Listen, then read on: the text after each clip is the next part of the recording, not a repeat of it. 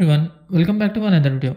Today I'm going to show in this video how to fix recent data from similar devices shows that this app may stop working on your device error on your Android.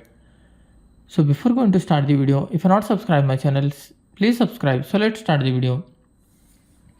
Guys, if you download any application from your Play Store, then it shows the error recent data from similar devices shows that this app may stop working on your device. Means it says that this app on same similar device was not working recently to another user, so it's just gives a warning that in your device also it may not work. So what to do, you have to just tap on install. After installing, check whether these apps work perfectly or not, because this error which is showing here, it is not accurate each and every time.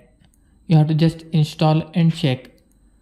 That's it guys. So in this way you can fix, or you can use, or you can solve recent data from similar devices shows that this app may stop working on your device.